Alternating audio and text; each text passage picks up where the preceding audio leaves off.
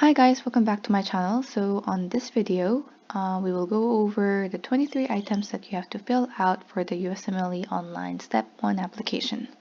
So the first thing you do is to go on to the interactive web application website through the ACFMG website, and then you log in with your username and password.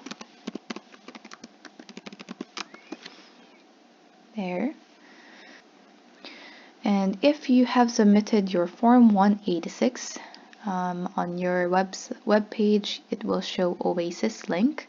And if you go into this link, you will be able to see your ongoing application if you have one. And you will also be able to see your Form 186, the status of your Form 186. And if that is in good state, you will also have a link to begin a new application for Step 1 and Step 2 CK. So you click that to begin a new application, and the instructions for ACFMG certification application is here, and also for the USMLE examination. So before we go into the 23 items, if you click on this link, you will see important information regarding ACFMG's provision of performance data to medical schools. So there's like a long text here before you start your application, so make sure that you read through all of these before you start your application. And once you check that box and click next, you will be directed to item number 1 of your application. So let's see what the content of the application is, and it's here on this link. So let's go over there.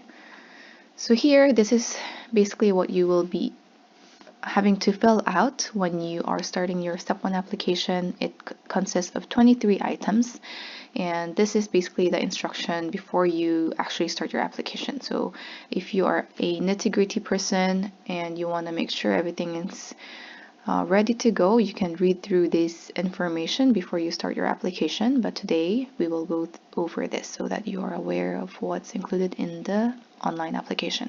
Okay, so item number 1 is physician license in the United States. So they will just give you 2 boxes, whether you were given a license in US or not. So if you are studying and you're still a student, obviously you were never given a license, you just say no. And then item number 2 is select an exam. So you'll be able to select which exam you'll be taking. So if you're taking Step 1, so click on the Step 1. And then item number 3 is the eligibility period. So as mentioned before, usually it's a 3-month eligibility period during which you want to take the exam. So they will give a bunch of dates, and you just select the period in which you want to take the exam.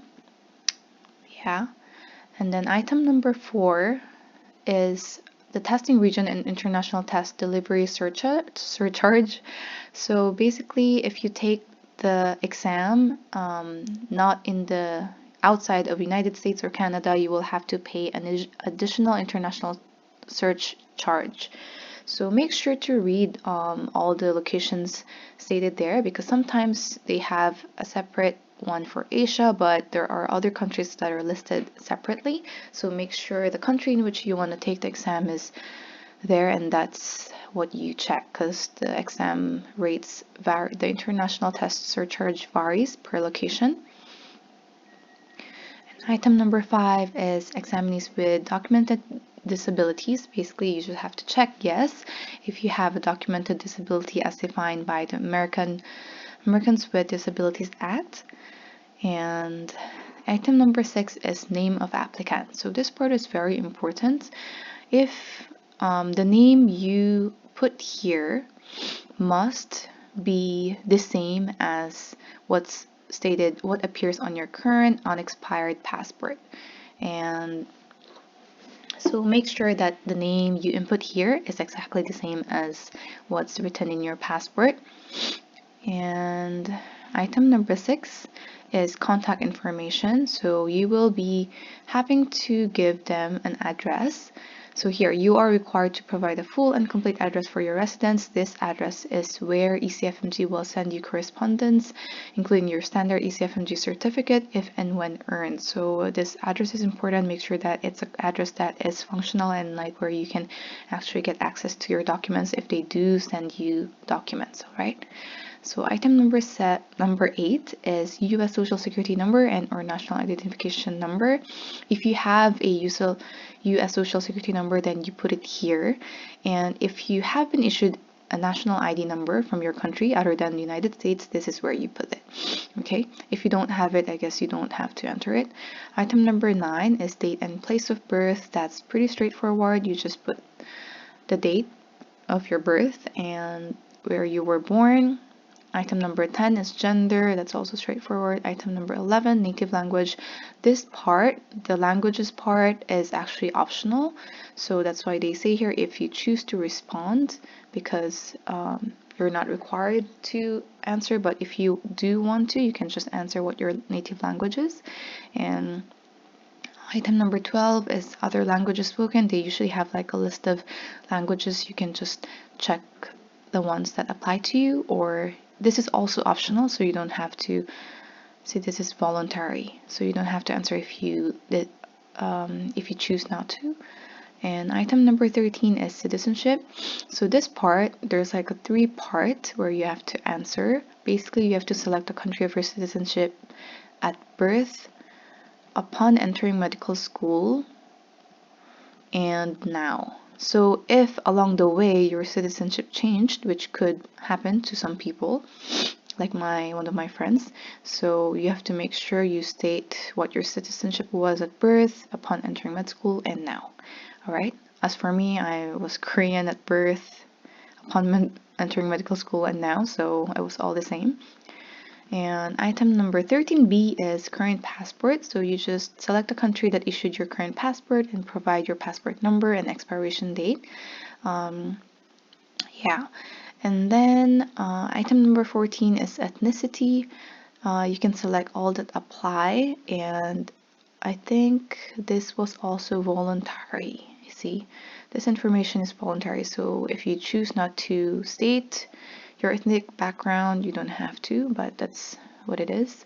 Item number 15 is present employment. If you are currently employed, you can answer yes and enter where you're working at and your job title and when you started and things like that. All right. And then item number 15B is postgraduate medical training. If you did have training after medical school, then you can select yes.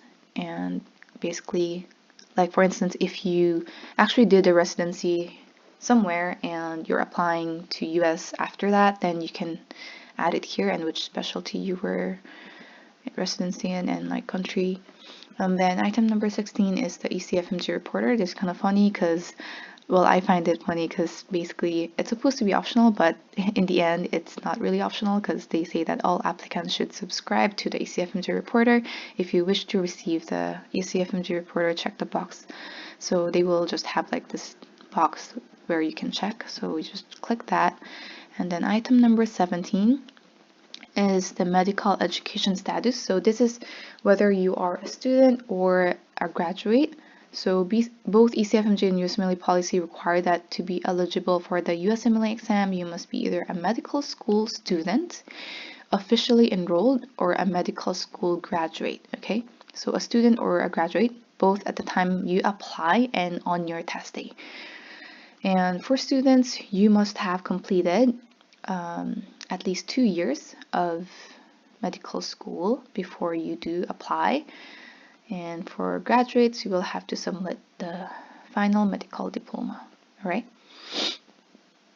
Yeah, so there.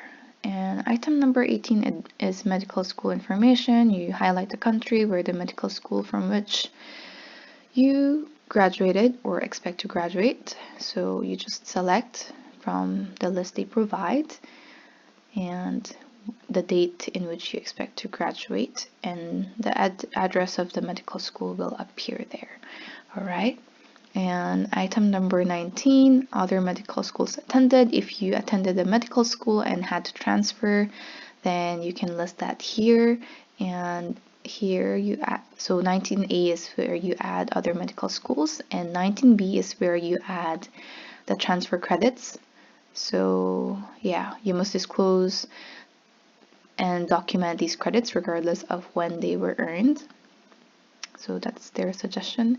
Item number 20 is other institutions attended. If you have an MBA degree outside of your school, or another like master's in public health or things like that, like you had other educational background, then you can add them here, and you add the institution attended here. And item number 20B is adding the transfer credits, just like the postgrad education. And then item number 21 is clinical clerkships.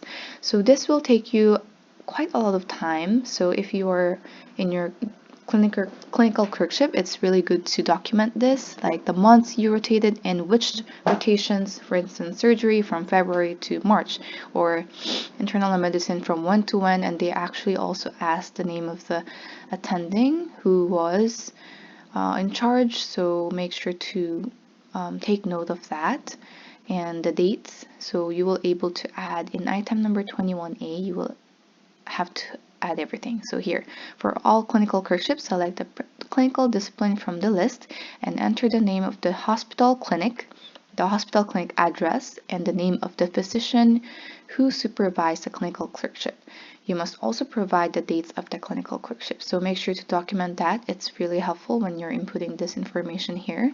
So yeah, that might take a while because it's not like a box where you just input everything, but each rotation you have to input like once, and then the next one like one after another. So yeah, this part will take some time.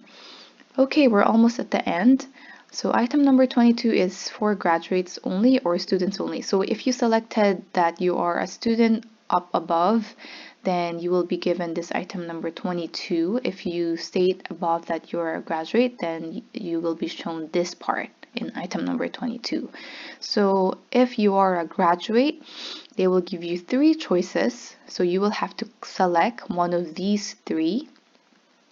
And I selected option number 2, saying that I have graduated from medical school and I'm submitting a copy of my medical diploma with an English translation. So this is required. The English translation is required if your original diploma is not in English. For instance, it's in Latin or in another foreign language, then you will have to submit an English translation along with your medical diploma. And if you have graduated from med school before, like way back, and previously submitted to ECFMG a copy of your diploma, then you can select that option. And the third option is I have graduated from medical school, but my medical diploma has not been issued yet, so you will have to submit a letter, and so you can select that if that's your status. And this part's also very important. Make sure that your school writes your name. The name written on your diploma must match the name written on your current unexpired passport. So before you ask your school to send your medical diploma to ECFMG, make sure that your name on that diploma matches the name on your current unexpired passport. Okay, so this part is very important. Okay, next. Oh, for students. So I know a lot of you who are watching on my channel are still students or not yet students, aspiring physicians, I guess. So if you are a student, it's extremely important to note that here, okay, let's go over it. So you answer yes or no to each question concerning your status as a medical student. If you answer no to either question, you are not eligible for examination. So the minimum eligibility requirement for medical students are, the first is to be eligible. You must be officially enrolled in a medical school located outside the United States and Canada that is listed under the World Directory of Medical Schools as meeting eligibility requirements for its students and graduates to apply for ECFMG certification. Okay, so that's one. And in addition to being currently enrolled, to be eligible, you must have completed here. This is important, at least 2 years of medical school. This eligibility requirement means that you must have completed the med school basic medical science component. Yeah, so you have to be done with at least 2 years of medical school in order to apply for step 1 exam. Okay, so those are the 2 main points for medical students. And the last part of the application is item number 23, which is certification by applicant. So when you reach this item, there will actually be like a very long statement, and you must go over it, just read through the statements they provide there. Here, yeah. So you must read the certification by applicant statement and click the checkbox. So if you read, understood, and agree to the statement, you just click the box that they provide, and after you go click the next button, you will be shown the application summary and method of payment. So they will show you the whole application, everything you've filled out, the items you filled out, they will show it in summary. So go over them. If you see anything that's not properly filled out, then you can go back to that item and edit it. Okay, and so after that, once you are good to go, you will be directed to the payment page. So payment for an online application may be made by credit card or by electronic check, but electronic check is only available if you have a US bank account. Okay, so it's probably easiest to pay via credit card. If you have a Visa, Master, Discover, or American Express, then you can do that.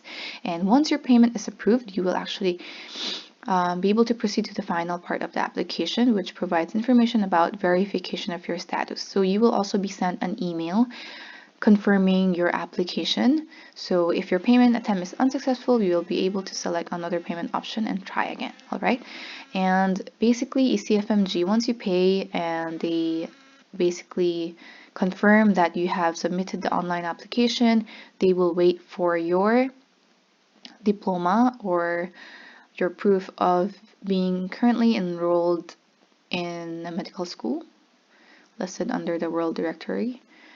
Yeah, so that's what you need, and that's the content of the online application. I hope this content was helpful and it prepares you well for the future. And if you gotten any help from this video, make sure to give me a thumbs up, and don't forget to subscribe and comment if you have any questions. Thank you guys for watching, and see you guys next time. Bye!